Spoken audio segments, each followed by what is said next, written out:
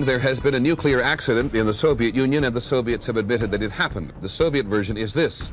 One of the atomic reactors at the Chernobyl atomic power plant near the city of Kiev was damaged, and there is speculation in Moscow that people were injured and may have died.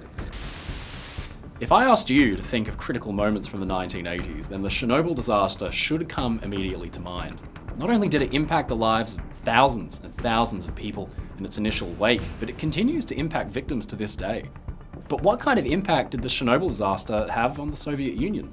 Did it precipitate the collapse just a short 5 years later? Well, today, let's travel to Soviet Russia and unravel the unfortunate events that led to the worst nuclear meltdown in history.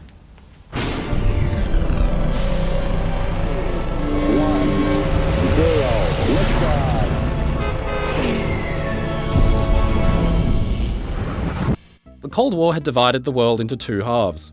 The capitalist West, led by the United States, and the communist East, headed by the Soviet Union. Though the US and USSR were the undisputed superpowers that governed the world, they were far from equal in strength. By the 1980s, the United States was a strong country with willing allies across the world and a roaring economy. It also had the distinct advantage of actually working rather than pretending to work and shooting people that said it didn't. On the other hand, the Soviet Union was a country slipping increasingly into stagnation and irrelevance.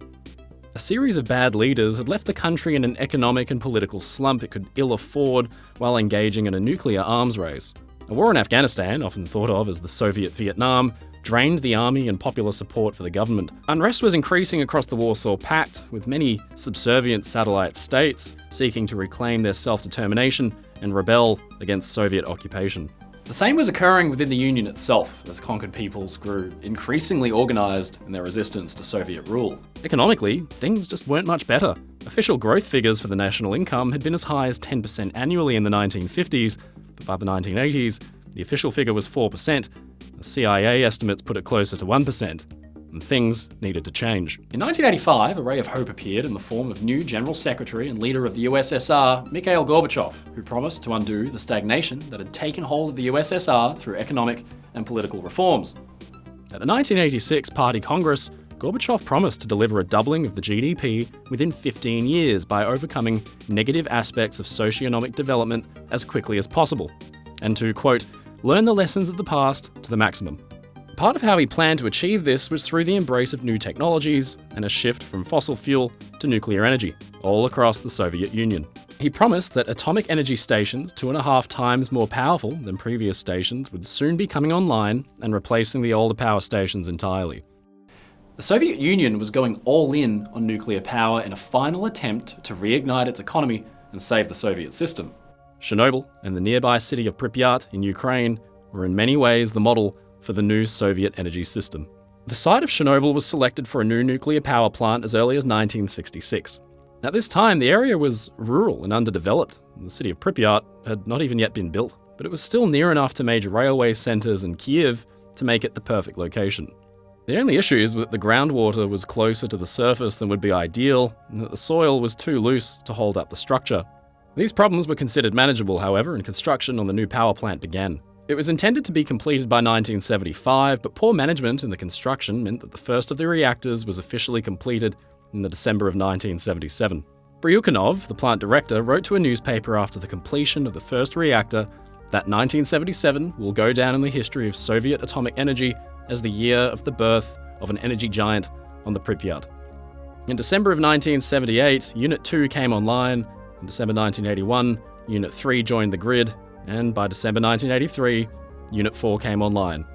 You may have noticed that all the reactors came online in December, and this is due to Soviet production quotas being managed on a yearly basis. Annual reports needed to be filled, and worker bonuses relied on being completed by the 31st of December. There was always a rush at the end of the year to get things done. Despite this, none of the reactors were completed to their deadlines. The city of Pripyat was built to house the workers of the new plant and grew rapidly.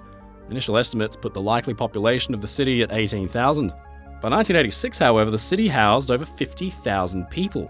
The standard of living in Pripyat was excellent when compared to the rest of the Soviet Union. The nuclear industry was privileged, and luxury goods, such as cheese and sausages, were freely available in supermarkets. The city had 2 stadiums and 2 swimming pools, a rarity even in the most affluent cities. But unfortunately, the money to build all of this was often diverted from the plant. Bryukhanov complained that the money being lost was needed to properly manage the plant itself. He said, "God forbid we suffer any serious mishap. I'm afraid that not only Ukraine, but the whole Union would not be able to deal with such a disaster." Nevertheless, for the people of Pripyat, life was good, even as the Soviet Union declined around them. They were working in a good industry that the government was heavily invested in, even as the rest of the country fell into disrepair. The city was new and luxurious for the time, and around Chernobyl, it probably seemed as though the dream of a better future might finally come true. The Chernobyl power plant itself was not quite as well built as the city that housed its workers, however.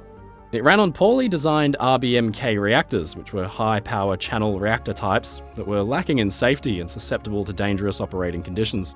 This alone was dangerous, but was also compounded by poor operating procedures amongst the technicians. All of this came to a head on the 25th of April, 1986, when a deadly combination of these factors led to the worst nuclear disaster in human history. The Unit 4 reactor was shut down for maintenance on the 25th of April. It was decided that since the reactor was coming offline anyway, the power plant would use the shutdown to conduct a safety test. This test was meant to determine whether the slowing turbine could, in the event of a loss of power, be used to provide enough electrical power to operate the water cooling pumps until the backup diesel generators came online. This test had been conducted the previous year, but the turbine had failed to provide the power that was necessary. It was hoped that the newly installed voltage regulators would allow the test to be conducted successfully. Though this was an essential test to the operation of the plant, it was conducted without properly first informing the engineers that would actually be on site.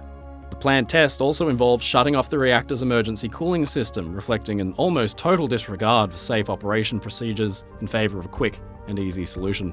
The shutdown of the reactor began at just after 1 a.m. on the 25th of April. This was done by slowly lowering the power output over the course of many hours until it was low enough that it could be used for the tests. By 3:47 a.m, output had been lowered to 1,600 megawatts thermal, or MWT, from its usual 3,200 MWT. At 2 p.m, a call from Kyiv requested that no further reduction in power output be made until the end of the day, as it was necessary for the city's normal operation. The test was meant to have been completed by night, but this drive to fulfill quotas at the end of the month in Kyiv meant the plant could not afford a further reduction in power. This kept the reactor running at half power until just after 11 p.m, when it was finally allowed to continue its power reduction. At midnight, the shift changed and a new team of engineers took over the operation of the plant. These engineers, led by a man named Dyatlov, came on shift expecting to be watching over a reactor that had been successfully tested during the day. They did not expect, however, to have to conduct the test themselves. At the same time, lax safety standards meant that they did not have time to study the procedure either. One engineer, Akimov, was actually reprimanded by Dyatlov for working too slowly because he had wanted to actually read the handbook for the test before he was willing to start fiddling with a nuclear reactor. Fair enough.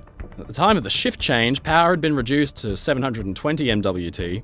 Because the reactor had been running at half power for so long, xenon-135, a byproduct of the fission reaction, had built up within the reactor. Xenon-135 absorbs neutrons and therefore slows down the reaction. Running at full power, this byproduct is burnt off as quickly as it's produced, but by running at low power for so long, the reactor was being poisoned by it. By 12:30, the power level fell to about 500 MWT and control was transferred to an automatic regulating system. Now, it's possible that the operator failed to give the whole power command or that the system failed to control the reactor. What is known is that shortly after this, the power in the reactor fell to only 30 MWT, and this amounted to only 5% of the power necessary to run the test with. The engineers attempted to raise the output of the reactor by removing the control rods within it. The control rods were made of boron, which absorbed neutrons and therefore slowed down any reaction, but they were tipped by graphite. And this will be important later. By removing the control rods, they managed to raise the reactor output back up to 200 MWT. This was still far below the necessary 760 MWT required for the test, but the reactor at last was no longer in danger of shutting down. At this point, the inexplicable decision was made to simply conduct the test anyway. Part of the test program was to increase the flow of water through the reactor. As such, just after 1 a.m, 2 additional water pumps to the 6 already in operation increased the flow of liquid to the reactor. At the required power level, this would have been fine, but unfortunately, at the low output they were operating at, this added water only served to destabilize the reaction further by absorbing yet more neutrons. After the low steam pressure alarm sounded, these reserve pumps were shut off. In order to even hold the reaction steady at the already hugely inadequate 200 MWT, all the engineers could do was remove more and more control rods, yielding their control over the reaction in order to keep the power output steady. By 1:20 a.m, only 9 of the 167 rods available were still inserted and regulating the reaction. However, they were now faced with a new problem. The reserve pumps had been turned off and the water in the reactor was now heating far too quickly, severely reducing its effectiveness as a coolant. The reaction began to increase in power quickly, and this was ignored and the order was given to begin the test at 1:23 a.m. The test lasted 30 seconds, during which time the reaction spun completely out of control. Finally, with the output increasing rapidly, the decision was made to press the emergency shutdown button. This button inserted all of the control rods into the reactor at the same time, in theory, absorbing the neutrons and killing the reaction entirely. In reality, though, the control rods turned an unstable reaction into a catastrophe.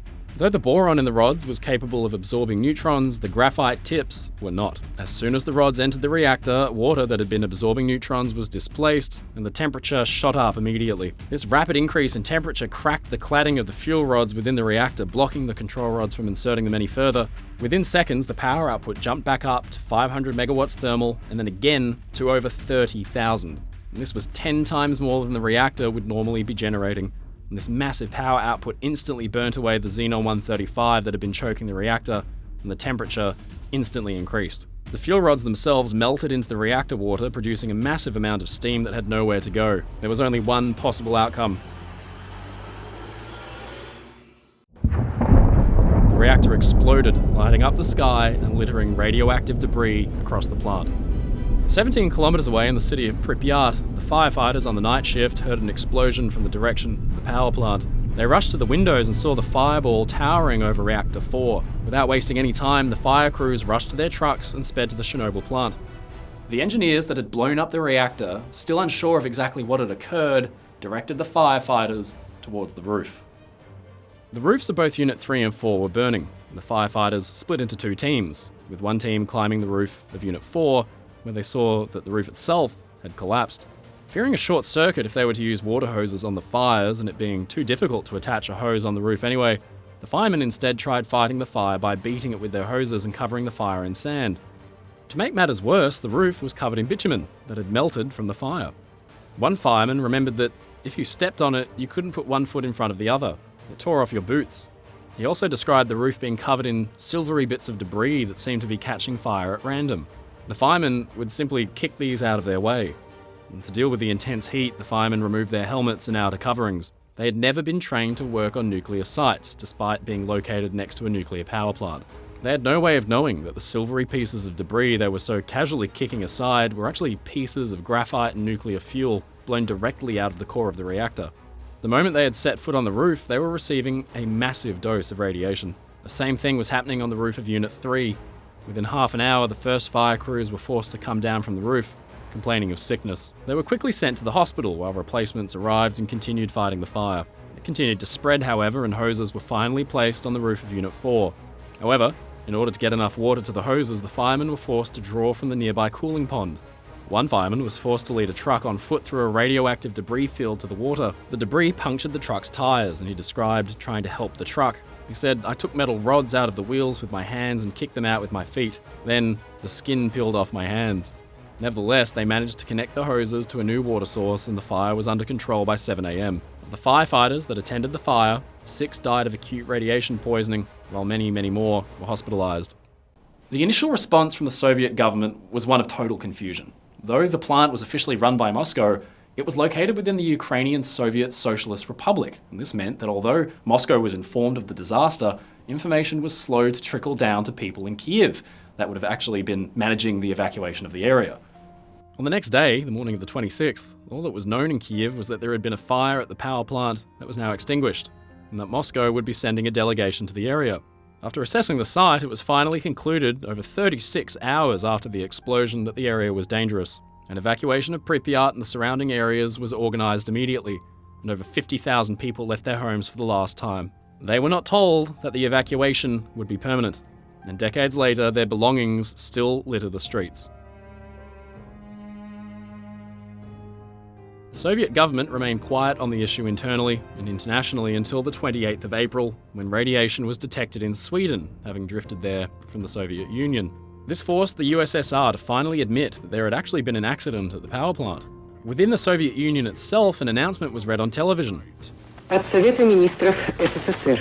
An official announcement from the Council of Ministers. There has been an accident at the Chernobyl atomic power station. One of the atomic reactors was damaged. The consequences of the accident are being taken care of. Help is being given to the victims of the accident. A government commission has been set up. And this was the extent of the information provided. However, this also occurred during the period of openness encouraged by Gorbachev. The news of the true extent of the disaster spread quickly, and criticisms of communism were tied clearly into criticisms not just of the nuclear program, but of the government's reluctance to inform or properly oversee its people. Internationally, the government continued to downplay the disaster, but the amount of radiation spilling into neighbouring countries made this difficult to believe. Amazingly, the International Workers' Day parade in Kiev on the 1st of May wasn't cancelled, despite radiation still leaking heavily from the nearby reactor. This was just all part of the Soviet efforts to downplay the effects of the incident. Eventually, an exclusion zone was established in a 30-kilometre radius around the power plant, which over the ensuing years would lead to the relocation of over 300,000 people in total. The full cleanup of the plant would take another 7 months. The area to this day remains uninhabitable and will remain so for another 3,000 years at least. Radiation from this disaster spilled across almost all of Europe, and Gorbachev himself stated years later that the nuclear meltdown at Chernobyl was perhaps the real cause of the collapse of the Soviet Union 5 years later. The effects of the disaster in the USSR are difficult to quantify, but it had an undeniable impact on the Soviet Union's stability. Now, to clarify some context, many people use Russia and Soviet Union interchangeably. But this is highly misleading, as although Russians made up the largest ethnic group and the Soviet Union was led largely by Russians who often enforced Russification policies, Russians themselves made up only half the population of the Soviet Union. Estonians, Latvians, Lithuanians, Belarusians, Ukrainians, Moldavans, Georgians, Armenians, Azerbaijanis, Kazakhs, Turkmen, Uzbeks, Tajiks, and Kyrgyz all maintained separate Soviet republics within the USSR. This isn't even counting the many smaller ethnic groups that held autonomous areas within the Soviet republics. Many of these areas had been forced to join the Soviet Union, whether it was in the initial revolution or during the Second World War. Independence was, for many, still within living memory. This also meant that nationalist sentiment was always bubbling away within the Soviet Union, just hidden beneath a repressive police force and propaganda, ensuring the people that a better future was only a few years away. By the 1980s, it had become clear that the Soviet Union was failing. Nationalist movements began to gain steam in the republics, which, when combined with Gorbachev's relaxing of political restrictions, meant that the communist hold on power was weakening, but not yet broken. Chernobyl, however, changed that. Anti-nuclear protests started across the USSR, which quickly turned into eco-nationalist movements. The nuclear reactors came to be seen as symbols of Russian oppression, poorly built and badly run pieces of infrastructure that, thanks to Russian incompetence, posed a legitimate threat to the survival of the smaller nations of the Soviet Union. If a reactor in Lithuania, for example, had exploded, virtually the entire country would have been rendered radioactive. It didn't help that most staff manning these reactors were Russians rather than locals.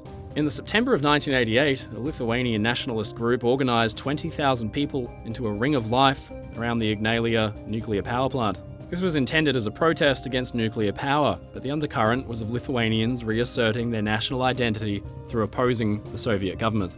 Though the disaster was in Ukraine, there were nuclear reactors all across the Soviet Union. Anti-nuclear demonstrations quickly became a form of nationalist expression that severely undermined the Soviet government all across the Union. By allowing ecological groups to organise and express their concerns, the communist grip on power was undermined. While history is complex, and it cannot be said that any single event was the direct and only cause of any other, what the Chernobyl disaster did do was exacerbate tensions that had already existed within the Soviet Union. Nationalist groups were emboldened, Soviet incompetence and corner-cutting was put on display to its people, and an already controversial leader was landed with a crisis. In this sense, the Chernobyl disaster absolutely played a role in the collapse of the Soviet Union. Had the Chernobyl disaster not occurred, the Soviet Union's shortcomings would not have been brought so clearly and dramatically to the forefront of people's thoughts. As Gorbachev said, the real collapse of the Soviet system began with the meltdown. That being said, only so much can be laid at the feet of Chernobyl. The problems present within the Soviet Union, economic stagnation, nationalist successionism, and political instability, were all still going to bubble to the surface regardless of whether a power plant spewed radiation over Ukraine and Belarus. It's entirely possible that without Chernobyl exacerbating these issues, the USSR would have been able to limp onwards for a few more years, and Gorbachev would have been able to carry out more reforms. Perhaps the post-Soviet states would enjoy a closer relationship, while the Soviet Union would have continued in a form closer to the modern European Union than the Stalinist empire it was descended from. But the fact is that the centre could not hold, and Chernobyl simply made that clear to everyone watching.